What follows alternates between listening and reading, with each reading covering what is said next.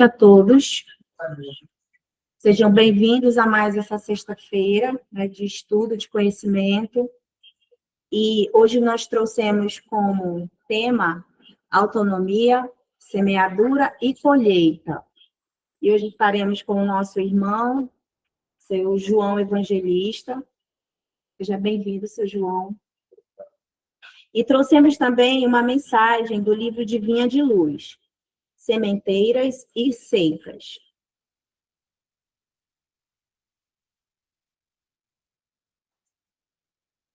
Porque o que mais semeia na sua carne, da carne ceifará a corrupção. Paulo, Gálatas, capítulo 6, versículo 8. Plantaremos todos os dias, é da lei. Até os inativos e ociosos estão cultivando o joio da imprevidência. É necessário reconhecer, porém, que diariamente colheremos a vegetais que produzem um curso de breves semanas. Outros, no entanto, só revelam frutos na passagem laboriosa de muito tempo. Em todas as épocas, a turba cria complicações de natureza material, acentuando o labirinto das reencarnações dolorosas, demorando-se nas dificuldades da decadência. Ainda hoje surgem os que pretendem curar a honra com o sangue alheio e lavar a injustiça com as represálias do crime. Daí o ódio de ontem, gerando as guerras de hoje, a ambição pessoal, formando a miséria que há de vir, os prazeres fáceis, reclamando as retificações de amanhã. Até hoje, decorridos mais que 19 séculos sobre o cristianismo, apenas alguns discípulos, de quando em quando, compreendem a necessidade da sementeira da luz espiritual em si mesmo, diferente de quantas se conhecem no mundo, e avançam a caminho do mestre dos mestres. Se deseja, pois, meu amigo, plantar na lavoura divina, foge ao velho sistema de semeadura na corrupção e ceifas na decadência. Cultiva o bem para a vida eterna. Repara as multidões encarceradas no antigo processo de se levantarem para o erro e caírem para a corrigenda. E segue rumo ao Senhor, organizando as próprias aquisições de dons imortais. Então, vamos continuar com os nossos pensamentos, né, elevados, em harmonia com toda a equipe espiritual que está aqui presente, pedindo sempre, assim, um auxílio diante o entendimento que aqui será exposto pelo nosso irmão, que possamos acolher tudo que for dito, tudo que for semeado aqui, Senhor, para que juntos possamos estar a caminho da tua fé, da tua palavra. Fica conosco, Senhor, hoje e sempre, que assim seja.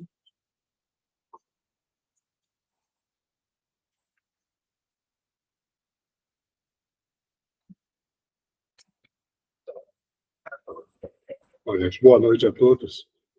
É sempre uma satisfação assim estar nessa casa, que eu me sinto como da casa ainda aqui. Gente, hoje nós trouxemos esse tema, né? Autonomia, semeadura e colheita. E eu trouxe aqui alguns slides que nós vamos comentando no decorrer da nossa exposição, né? Do nosso compartilhamento. Bom, uma jornada pelos princípios espíritas de responsabilidade e evolução. É porque nós somos responsáveis, né, pela nossa evolução. Nós estamos aqui como autônomos, nós temos autonomia, e o autônomo é responsável por tudo que ele constrói, por tudo que ele diz, por tudo que ele pensa. É responsabilidade dele, essa autonomia. Então, diante da nossa autonomia, nós temos as nossas escolhas, né? E temos aqui a autonomia moral. A autonomia moral é a capacidade de distinguir o bem do mal e escolher conscientemente, né, o que eu quero. Isso é autonomia moral. E nós vamos conquistando essa moral à medida que nos aproximamos do Cristo ou do pensamento crístico. E aí nós vamos nos aproximando dessa autonomia moral. Somos autônomos, mas precisamos estudar, precisamos nos esforçar para nos melhorarmos, para conseguirmos galgar os degraus que se fazem necessários para a nossa evolução, né? Nós temos uma direção própria, que é o poder de determinar nosso próprio caminho evolutivo. Nós determinamos o nosso caminho evolutivo. Certo? Não é porque fulano disse isso, fulano disse aquilo, mas quem optou por acatar fui eu. Então, eu é que tenho a minha direção própria. Eu é que decido em que sentido, em que direção eu quero caminhar. Né? É interessante isso, né? Nós temos sentido e direção, né? O sentido pode ser para cima, para baixo, e a direção pode ser positiva ou negativa. Então é interessante que nós façamos uma opção pelo positivo, né? E nós temos a responsabilidade, que é a consciência de que somos autores de nosso destino.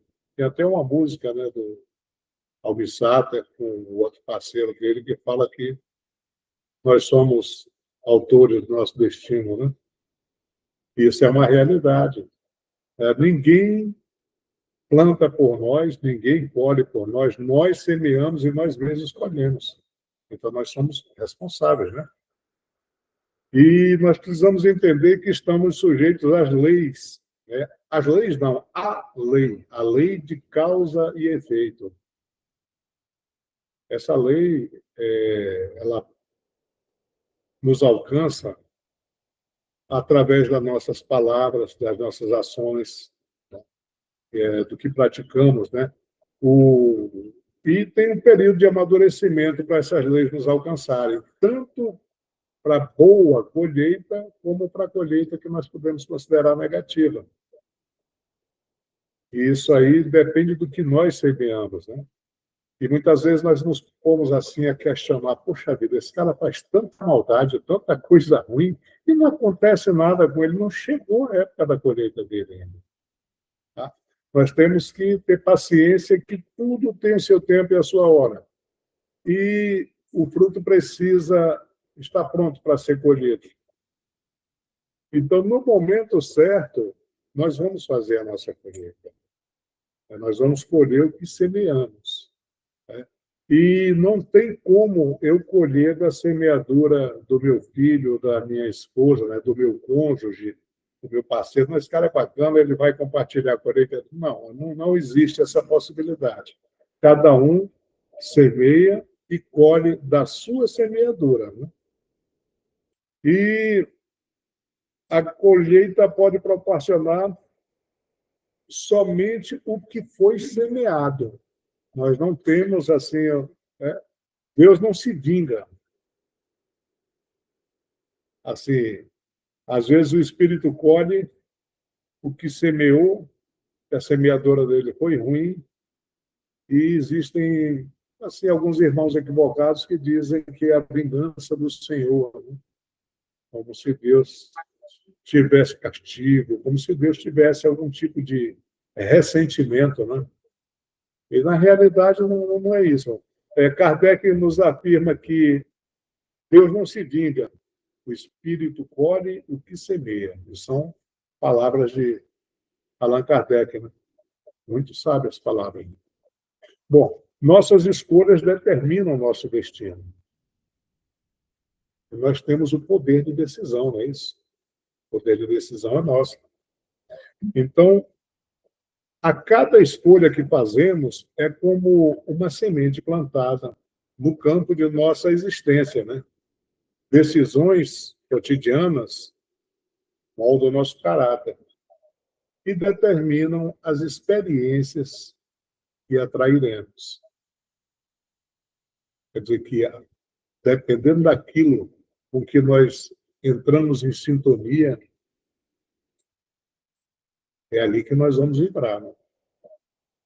É aquilo que nós vamos atrair para nós. Nossos pensamentos, existe aí um estudo científico interessante aí que mostram que nós estamos como se fosse numa rede e os nossos pensamentos não têm limite de alcance. Foi feita uma experiência com umas células transportadas numa placa apropriada, que eu não lembro o nome técnico, e distanciaram essas células do doador 64 quilômetros. E começaram a mostrar para o doador das células, que ainda estavam vivas lá, transportadas a essa distância, né? Começaram a apresentar algumas imagens que pudessem causar alguma emoção no dono das células. E qual não foi a surpresa que essas células desligadas do corpo físico, a 64 quilômetros de distância, tiveram reações junto com as células do corpo. Então, tudo é o pensamento, tudo é a nossa sintonia, nossa faixa de sintonia de pensamento. É muito importante que nós tenhamos esse conhecimento para a gente fazer a escolha, não é isso? Para me fazer a escolha. O que é que eu quero sintonizar? O que é que eu quero para mim? O que é que eu quero plantar? Isso é autonomia, é o nosso livre-arbítrio. Nosso livre-arbítrio. Eu tenho autonomia, eu faço o que eu acho que é correto. Né? Eu tenho o poder de decisão. Né? As escolhas conscientes promovem a nossa evolução. Decisões baseadas no amor elevam o espírito. E ações egoístas ficam retardando o nosso progresso. Então, a máxima do Espiritismo é que sem caridade não há salvação. A caridade vista de forma correta, né? E a caridade é muito ampla. Todos nós podemos fazer caridade. Não existe só alguns que podem, não. Todos nós podemos. Caridade tem muitas formas de se fazer caridade. Bom, tem o processo da semeadura. Né? A semeadura espiritual acontece em 3 níveis fundamentais da nossa existência, né? Que são os pensamentos, as palavras e as ações. Então, nos pensamentos, nós podemos cultivar pensamentos elevados, positivos e compassivos, que nutrem nossa alma e atraem vibrações superiores. E o interessante é que o nosso pensamento é o maior ponto de liberdade que nós temos. Vocês sabem o que eu estou pensando agora?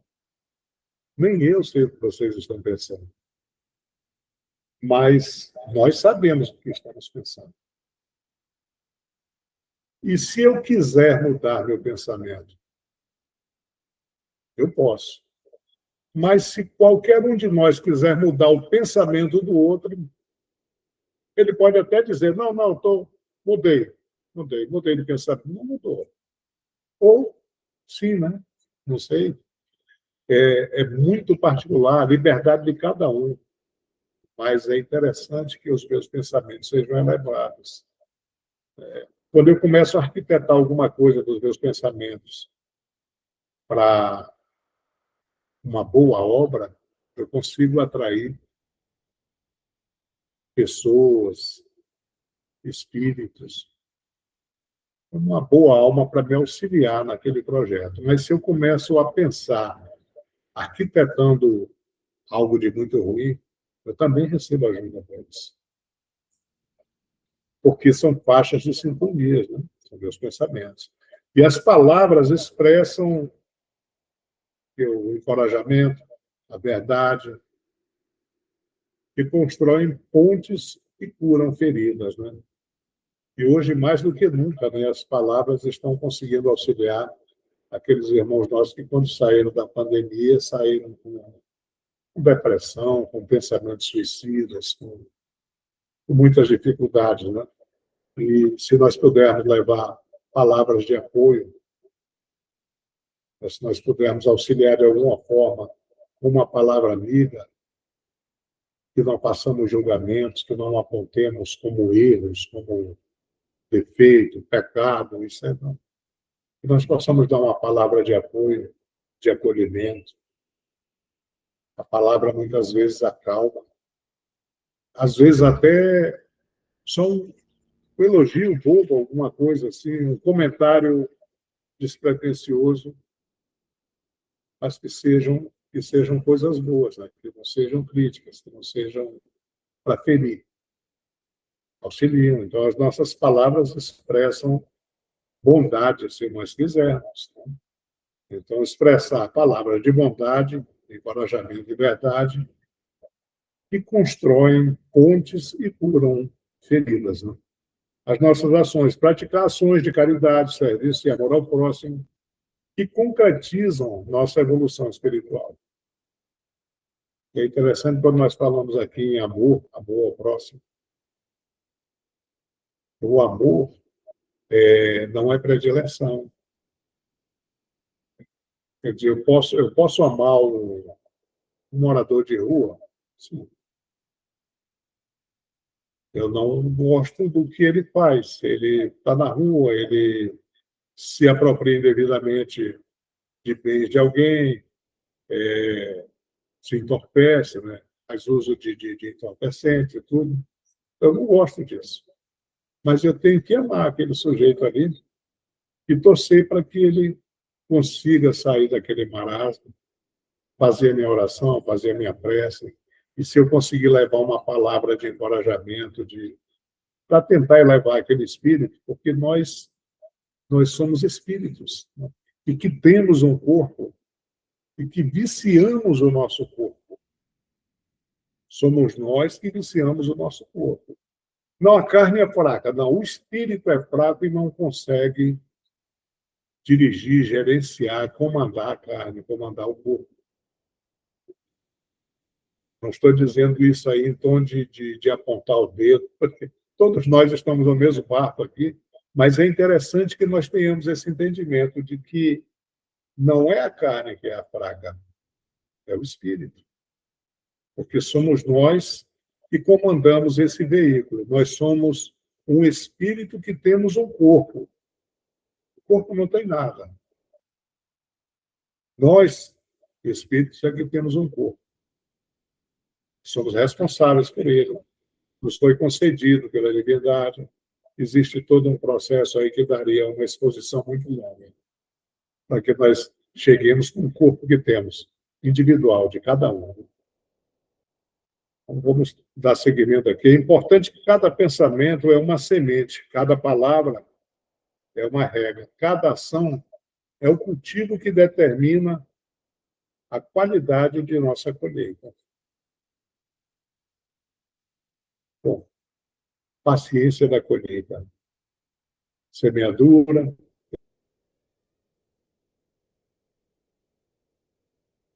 tempo de espera, colheita, né? A semeadura é quando nós plantamos, são as nossas ações de hoje, né? Do agora, como nós estamos agindo agora. Então, como foi dito na mensagem de abertura, nós semeamos a todo instante. Nós estamos semeando, exatamente agora nós estamos semeando. E o tempo de espera é o período necessário de amadurecimento, e até falei antecipadamente, né, que existe um tempo que é necessário para o amadurecimento, para a colheita. Inclusive, eu lembro que o Raul Teixeira estava narrando sobre aquele incêndio no circo que teve em Niterói, e morreram mais de 500 pessoas e tudo. E disse que aquilo ali foi um resgate da era cristã, né, quando eles estavam queimando cristãos para fazer uma festa, comemorando o aniversário de alguém lá, tudo. E foi questionado por que tanto tempo, tantos séculos para fazer um resgate. E aí ele explicou que, a espiritualidade explicou que seria um tempo de amadurecimento, que não adiantava aqueles espíritos passarem por uma situação daquelas sem estarem maduros para compreender na espiritualidade que eles estavam fazendo uma colheita. O porquê. Nada acontece por acaso, né?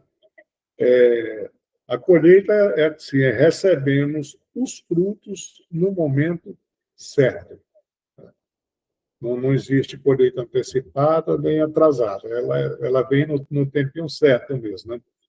Aí, assim como uma semente precisa de tempo para germinar e crescer, nossas ações também requerem um período de manutenção, de maturação, né? A lei divina estabelece o tempo certo para cada colheita. Nem sempre imediata, né? Mas sempre justa. E a paciência é uma virtude essencial no processo evolutivo, né? Pois nos ensina a confiar na sabedoria do tempo divino, na sabedoria de Deus, né?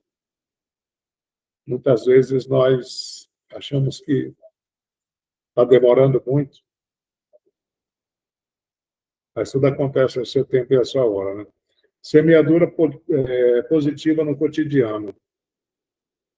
Caridade, perdão, gratidão e o estudo. O estudo está incluso aí. Ou na caridade nós podemos ajudar quem precisa de forma abnegada, né? Sem esperar retorno. Porque senão não é caridade, é comércio. É o toma lá da cá. Não é caridade. Então, é ajudar quem precisa sem esperar retorno, praticando o amor incondicional. Não, eu só vou fazer se você. Eu só vou, se ele, se tiver o si, já não é caridade. Mas ajuda, não ajuda, mas não é caridade. Ela pode ter uma outra classificação. Não é caridade. Então, agora o perdão. O perdão liberta sentimentos e mágoas, curando o coração próprio e o alheio. E eu penso que o maior beneficiado no perdão é quem perdoa. Quando nós conseguimos entender esse processo e conseguimos ressignificar os acontecimentos, nós conseguimos perdoar. Tem coisas que aconteceram conosco que nos magoaram tanto, tanto, e hoje a gente lembra, mas dá vontade até de rir, né? Rapaz, como é que eu fui tão todo, me aborreci tanto, me desgastei tanto com isso. Eu consegui ressignificar. Mas não esqueceu, eu digo sim, esqueci a dor. Eu ressignifiquei um outro significado, eu ressignifiquei aquilo ali. E aí eu consigo ser mais feliz. Eu me sinto mais livre, mais leve, me liberto. E é interessante que eu consigo beneficiar o alheio também, porque muitas vezes o camarada até não gostaria de ter feito o que fez, e, puxa vida, fulano está tão magoado comigo, cara. Aí eu disse, não, rapaz, ele te perdoou já, cara. Ele fala bem de ti pra caramba, ele não tem mágoa nenhuma de ti, né? Eu não vi ele falando isso de ti, assim, de negativo. Não, ele não tem ressentimento. Aí parece que o camarada, assim, afrouxam-se os laços que estavam apertando o peito dele, ele respira aliviar. Beneficia também o perdoado. Mas o maior beneficiado é quem perdoa, né? Esse é o maior beneficiado. A gratidão. A gratidão é fantástica. Eu acho que é uma das grandes chaves assim do nosso bem-estar. Nós aprendemos a agradecer mais frequentemente depois de uma tempestade, né? Eu posso falar isso com propriedade, que eu atravessei aí há poucos anos atrás um deserto e eu parei de andar, não conseguia me alimentar direito, não conseguia tomar banho sozinho, me levantar, Não era possível. Né? Aí hoje, quando eu acordo de manhã, já vai me dando assim aquele sentimento de gratidão porque eu acordei. Aí eu levanto, de puxa vida, me sentei sozinho, sem dor, sem esforço nenhum, me ponho de pé, vou no banheiro, tomo meu banho, escovo meus dentes. Caramba, sem ajuda de ninguém, olha, parece estranho, né? Mas eu precisei de ajuda para me vestir. Depois da cirurgia, eu desaprendi assim, a me abotoar, a me colocar num pé só para enfiar uma perna na bermuda, levantar um pé e depois o outro. Eu tinha que me esconder. Então, me segurar com as duas mãos e alguém me ajudar a me vestir. Aí hoje eu já faço tudo normal, ando de bicicleta, ando de moto, estou aqui conversando com vocês. Isso me dá um sentimento de gratidão tão grande assim, por coisas mínimas que eu nem lembrava de agradecer, porque é tão normal. O que tem de mais eu me levantar e lavar o rosto, comer, sair, vai me calçar, me vestir, e nada demais. Tomar um banho sozinho, o que eu meter embaixo no chuveiro, me ensaboar. Quando você não consegue, você entende como é bom conseguir. Então, eu não conto isso assim com autopiedade, entendeu? Poxa vida, passei por isso aqui. Não, não é isso, não. Eu digo, que bom que agora eu aprendi o quanto é bom eu poder fazer isso tudo assim de forma independente. Não por orgulho, não é por orgulho. É valorizando mesmo assim que o meu corpo está funcionando perfeitamente depois disso tudo. Aí, era um tumor que eu tinha no crânio, e eu passei por uma cirurgia, aí teve o pós-cirúrgico e tudo, mas vocês estão me vendo aqui, praticamente sem sequela. Quem olha para mim não tem nenhum, mas eu perdi a audição do lado direito. Mas, então eu fiquei meio surdo, né? Porque eu tenho dois ouvidos, um eu estou ouvindo bem, o outro não, então fiquei só meio surdo. Mas, mas olha, é suficiente para mim, eu consigo ouvi-los bem, consigo conversar, consigo interagir. Eu estou muito grato de estar aqui com vocês. Então, a gratidão é fantástica. Aí parece-me não. Quanto mais eu agradeço, mais motivos para agradecer eu vou encontrando. Se nós começarmos a refletir no que temos, nas nossas condições, e pararmos de olhar para o que nos falta, a gente vai ver que tem tanto para ser agradecido, e ainda não vai dar tempo para agradecer o que eu estou querendo receber agora. Ainda falta eu agradecer muito aqui pelo que eu já tenho. Então, a gratidão é fantástica.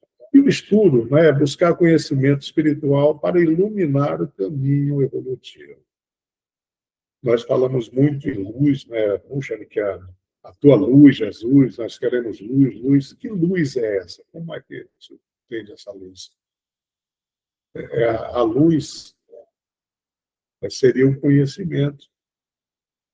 Isso é a luz. Não é uma claridade, não é aquele feixe de luz que cegou Paulo, não.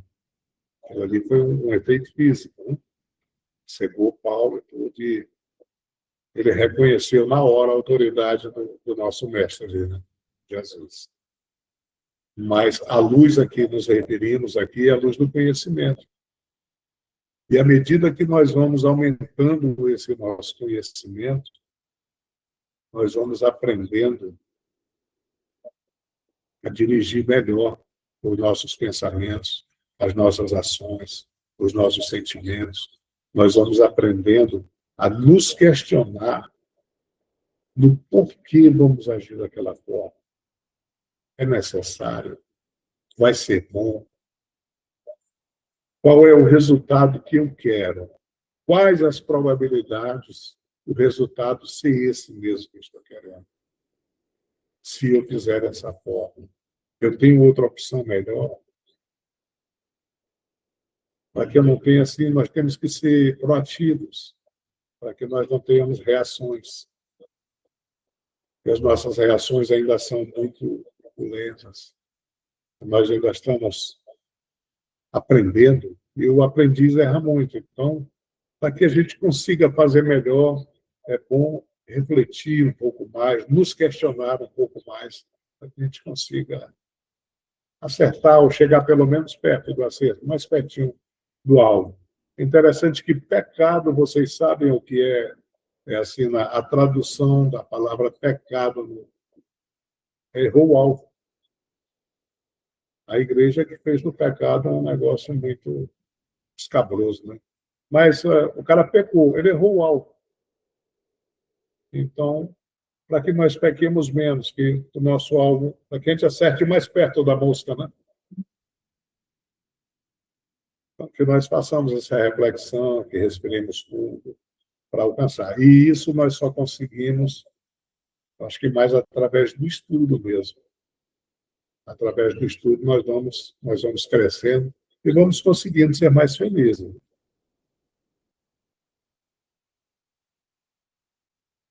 E nós temos... Legal. Bom, aí nós temos as nossas escolhas, né? As escolhas negativas e aprendizado. O valor das experiências difíceis. Poxa, às vezes a gente se sente castigado. Poxa, estou sofrendo muito, cara. Que sofrimento. E se nós começarmos a olhar para isso como um aprendizado, eu acho interessante que tem um professor de matemática na Uninorte, e ele dá aula matemática, cálculo diferencial, cálculo integral, e ele chega com os alunos e, equivocadamente, diz: olha, vocês vão pagar para sofrer 5 anos aqui. Matemática aqui que vai se decidir quem vai seguir o curso e quem vai desistir.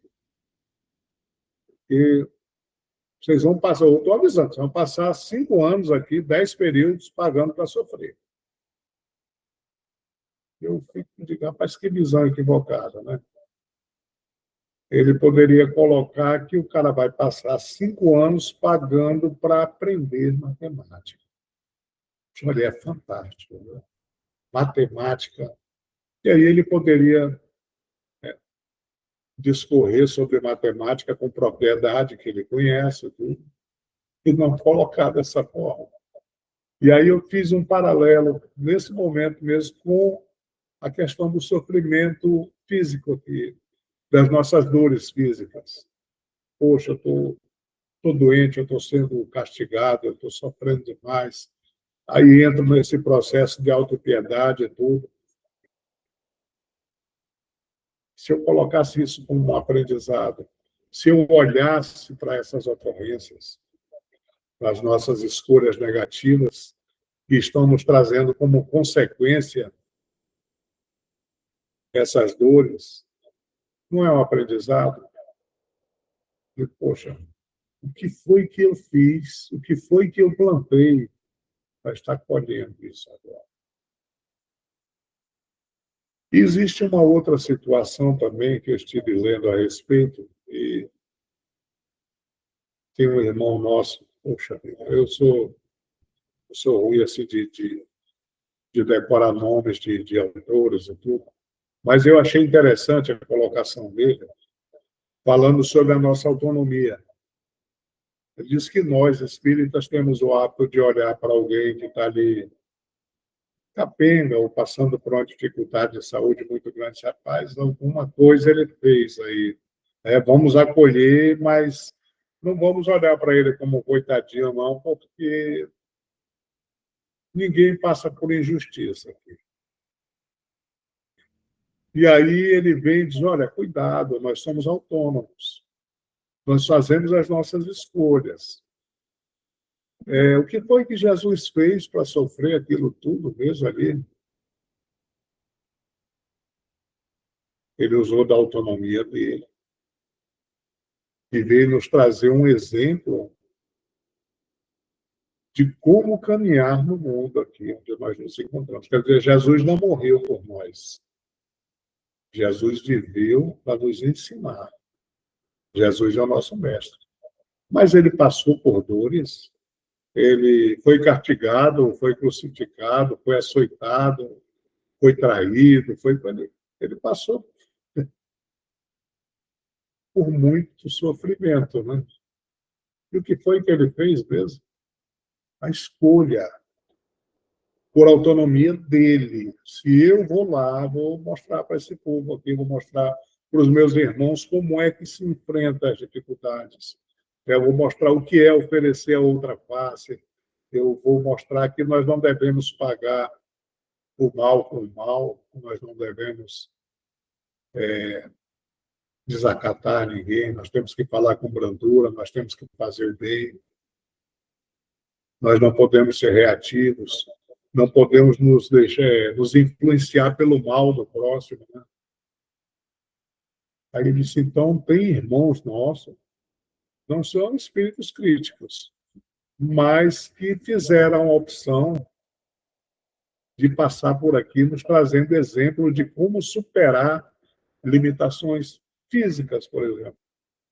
E aí ele citou, ele disse, olha, vocês já viram peito de pombo, parece, que é um rapaz que não tem os membros superiores nem inferiores, e ele dá palestra de incentivo, ele nada, ele conta piada, e é abraçado, é acolhido, e ele diz que ele é feliz.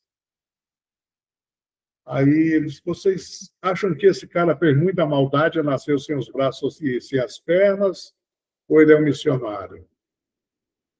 Ele disse, eu não sei, eu só observo e não considero. Então vamos parar de estar considerando. Oh, rapaz, Deus sabe o que faz. Deixou o cara aleijado assim para não perder de vista. Que é para ele não ir longe. Muita calma nessa hora, né? Esse pré-julgamento. Não, mas não estou julgando, não, estou só considerando. Então não considere também, não. Calma, calma. A orientação é auxiliar, né? Se o cara está resgatando alguma coisa ou está nos trazendo alguma lição, isso é entre ele e a divindade. Né? Nós não temos autoridade para estar considerando nada disso aí. Nós temos que aproveitar a oportunidade.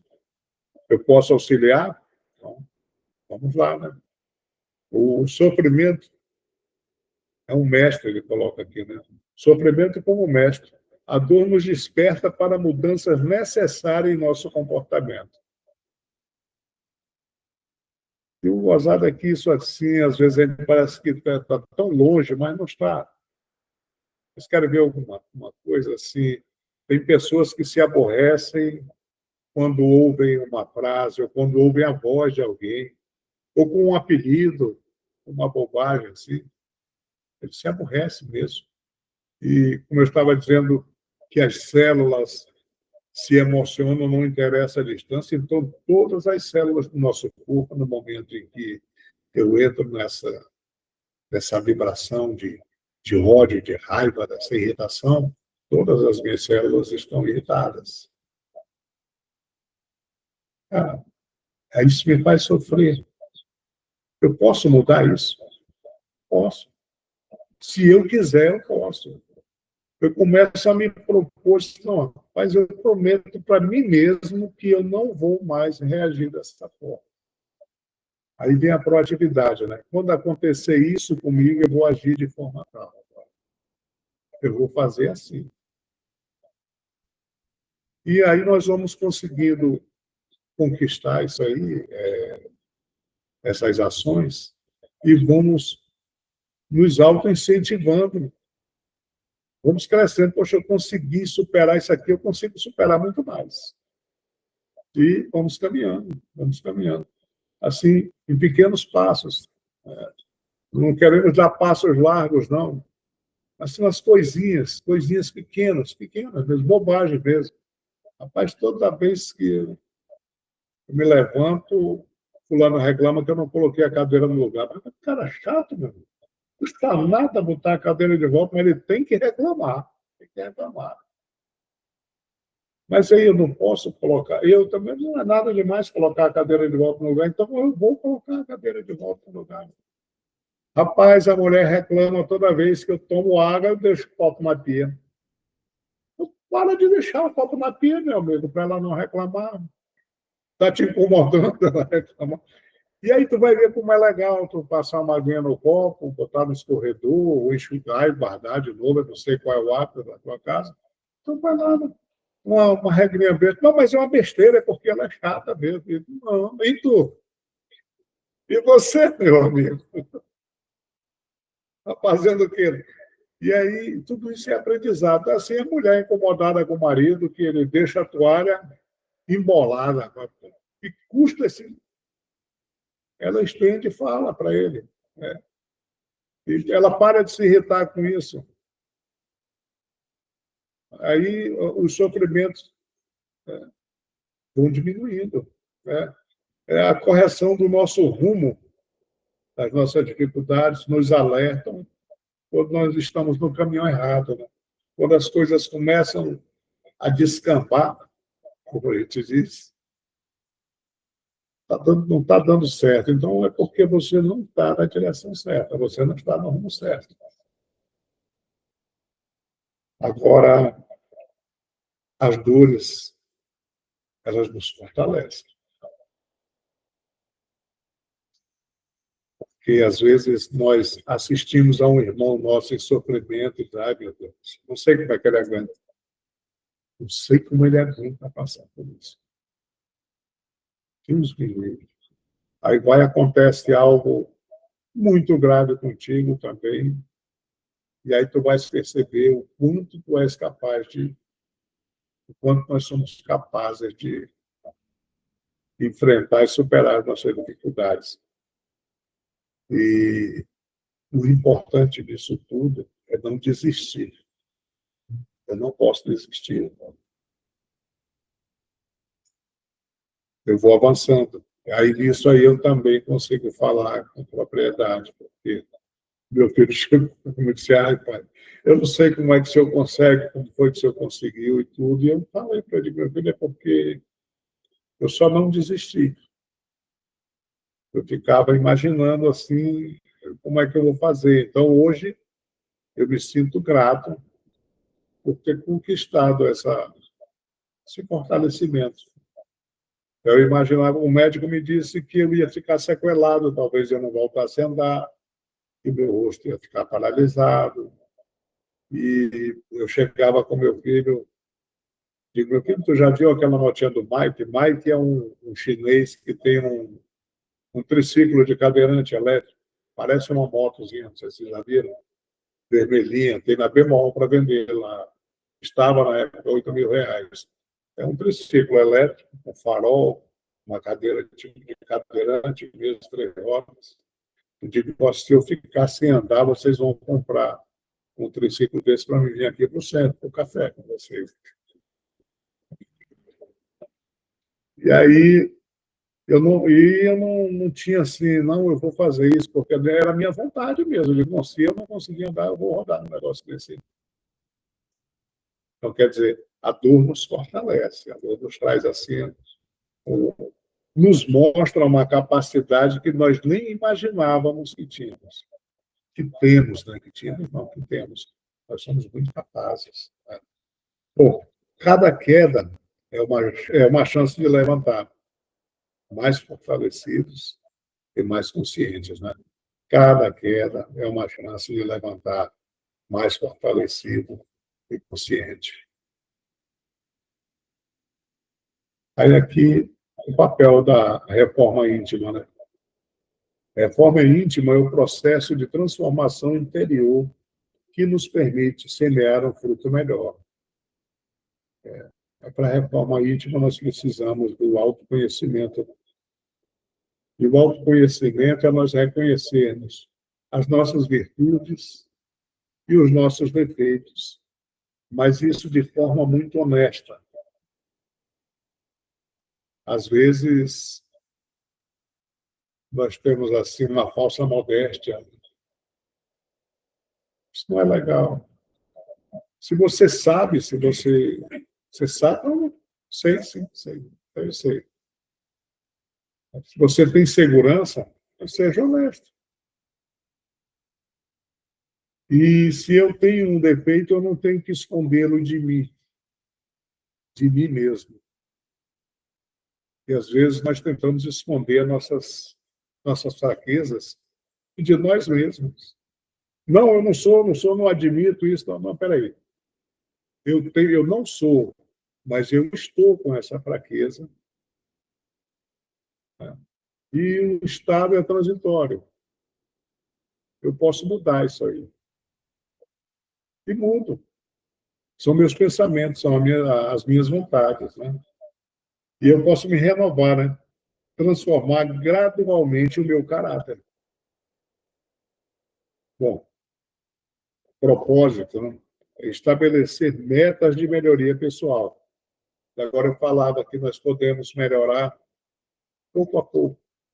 Eu não preciso querer ser um Chico Xavier, um Divaldo Pereira Franco na vida. Não, mas eu tenho que fazer um negócio grande assim. Tá? Não é necessário. Que eu mude, que eu melhore um pouquinho cada dia. Ó, está valendo. Eu não posso estagnar. Retroceder não há essa possibilidade, mas no momento em que eu fico parado, a impressão que dá é que eu estou retrocedendo, porque todos estão avançando e eu estou parado. Então, é como se fosse um retrocesso. Bom, e as nossas ações diárias, praticar mudanças conscientes, né? Eu tenho que estar consciente do bem que eu estou fazendo, ou do mal que estou causando, praticando, para que eu me melhore. Para isso, eu preciso estar vigilante, né? Eu tenho que me manter atento aos meus próprios pensamentos. Os meus pensamentos dizem muito de mim. E eu posso estar vigilante aos meus pensamentos. Eu tenho um método que eu costumo usar, eu não sei se funcionaria para vocês, porque nós ainda temos pensamentos ruins. Eu falo por mim, né? Eu ainda tenho pensamentos assim que eu sei que não são bons. Aí, quando eu me aborreço, que eu começo a querer processar aquela raiva ali, eu penso numa música e começo a cantar. Se estiver dentro do carro, então, se eu estiver em casa, eu entro no banheiro e ligo o chuveiro e, e vou cantar. Bom, parece que quando a gente começa a pensar na letra da música, qualquer música espírita ou uma música de bom gosto, né? Você vai cantando ali, parece que você foca na letra da música e vai mudando ali, você sai daquela vibração, sai daquela sintonia da raiva ali. É que sentir raiva ainda é comum para nós, isso aí. Isso não pode estar alimentando.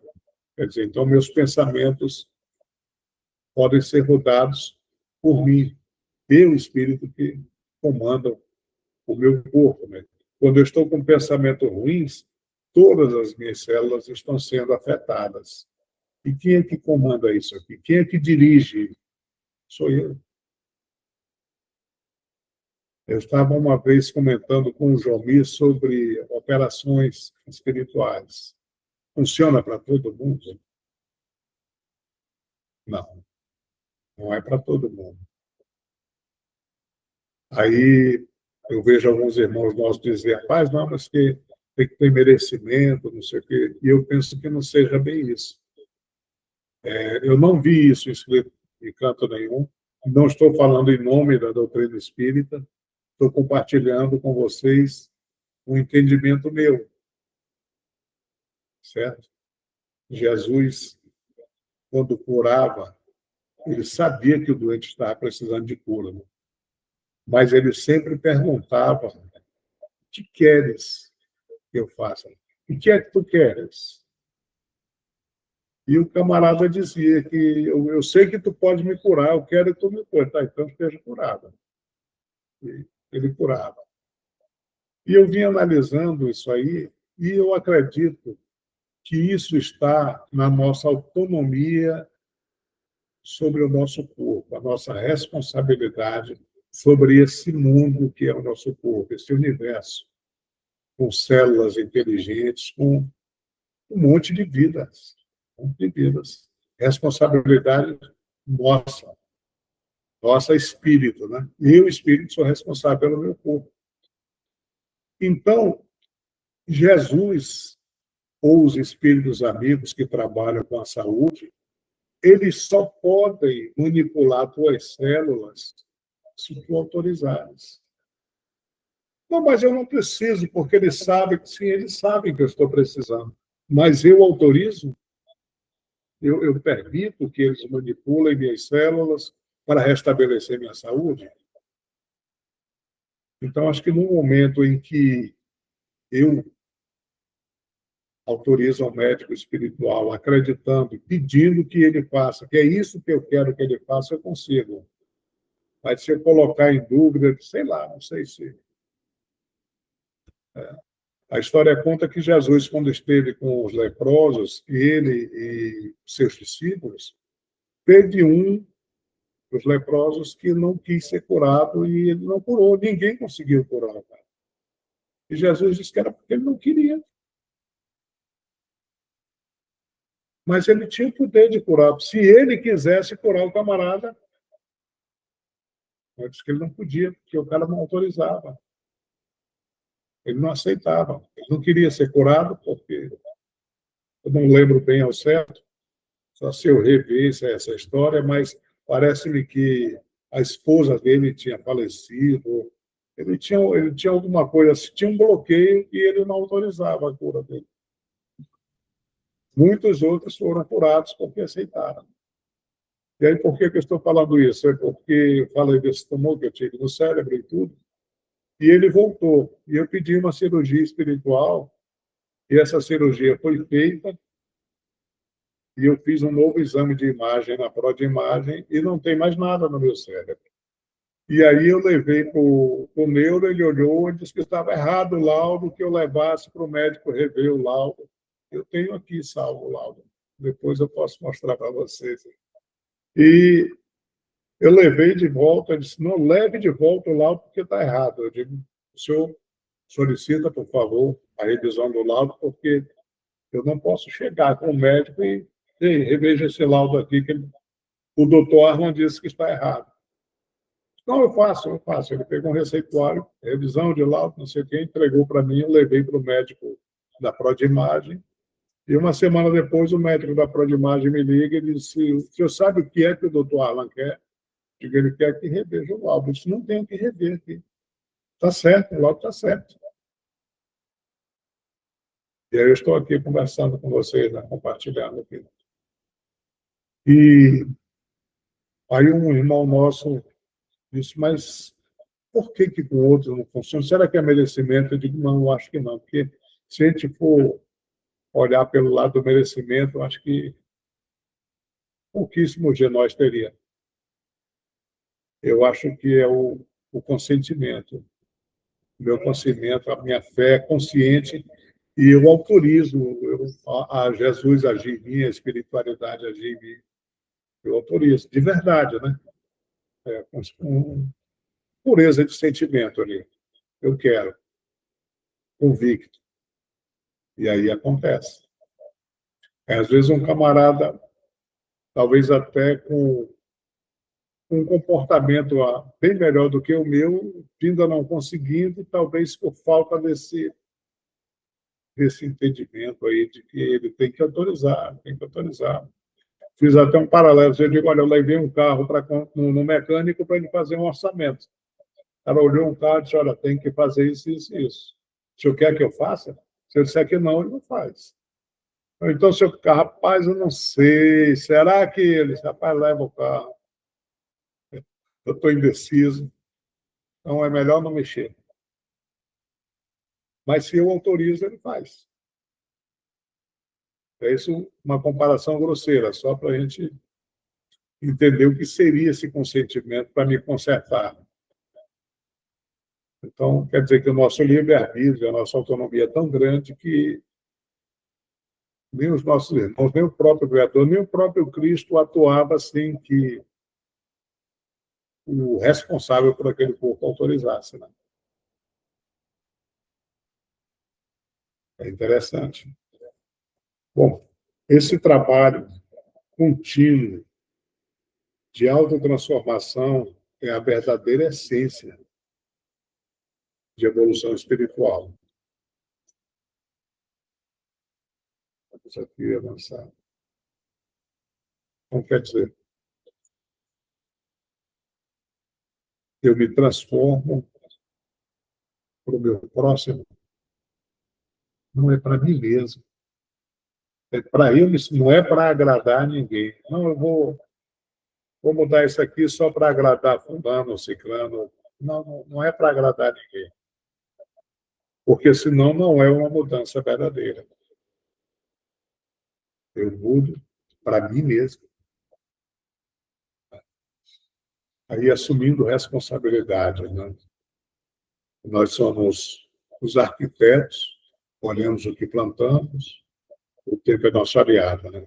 Então, assumindo responsabilidades. A doutrina espírita nos convida a reconhecer nosso poder criador e assumir total responsabilidade por nossa jornada evolutiva. É isso que assusta muita gente, né, irmão? Eu sou responsável por tudo. Eu sou o arquiteto do meu destino mesmo, através de cada escolha que eu faço.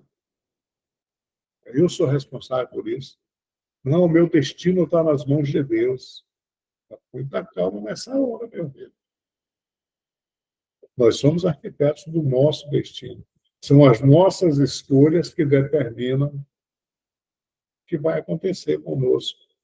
O que nós vamos... É a nossa semeadura, né? Nós colhemos o que plantamos. A lei de causa e efeitos opera com perfeita justiça divina. Quer dizer, não existe uma falha ou uma possibilidade. E aí ele afirma que o tempo é nosso aliado, né? Porque cada momento é uma nova oportunidade de semear o bem. Quantas oportunidades nós desperdiçamos, né? Bom, a verdadeira autonomia está em reconhecer que somos responsáveis por nossa felicidade e evolução. Ninguém nos faz felizes. Nós escolhemos. A escolha de ser feliz é nossa. E aí eu já vou terminar aqui e vou deixar aqui uma reflexão para nós. A felicidade é individual ou coletiva? E aí, para mexer um pouquinho mais, eu consigo ser feliz sozinho?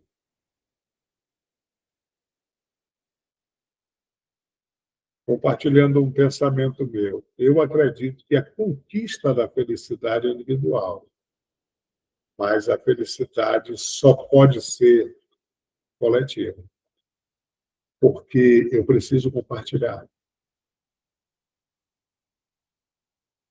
Quando eu estou feliz, eu quero compartilhar. Então, não dá para me ser feliz sozinho.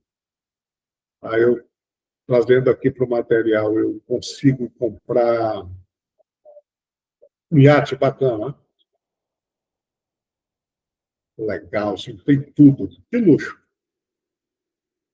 Aí eu vou ficar sozinho nele, não vai ser legal. Eu vou precisar primeiro de trabalhadores para marinheiro, comandante, tudo, pessoal para conduzir isso aí. E para que minha felicidade se complete, eu tenho que levar meus amigos para compartilhar comigo, para fazer um passeio, para desfrutar. Sozinho eu não consigo. A felicidade não é egoística. Aí fica meio polêmico, né, quando a gente diz que a felicidade é coletiva, mas eu penso que ela só consegue ser felicidade se for coletiva. Conquista individual, mas a felicidade ela ela é coletiva. Tá? Então, encerrando a nossa fala, meu agradecimento a todos aí pela oportunidade, por estarem me ouvindo, compartilhando comigo aqui nesse aprendizado, e que nós possamos semear conscientemente hoje o jardim que nós pretendemos colher amanhã. Certo? Muito obrigado. Boa noite a todos. Saúde e muita paz.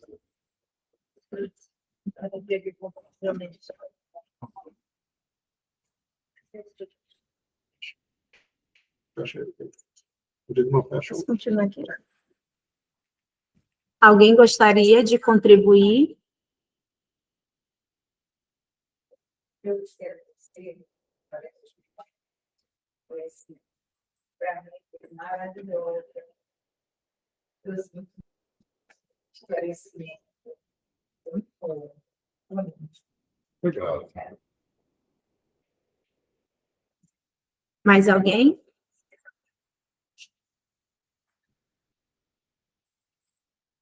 Agradecer o seu João, né, por essa oportunidade de compartilhar conosco, né, um pouco da sua experiência de vida, que nos trouxe reflexões que nós temos que ter diariamente.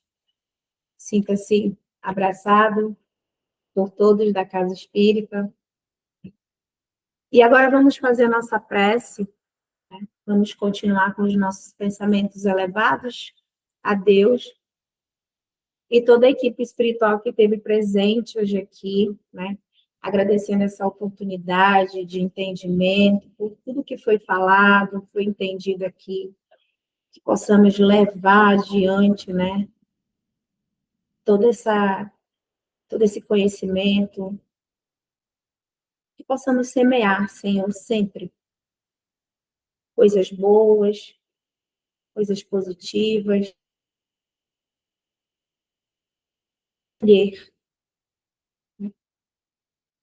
colher diante de tudo que a gente aprendeu através da tua palavra, através do teu amor por todos nós.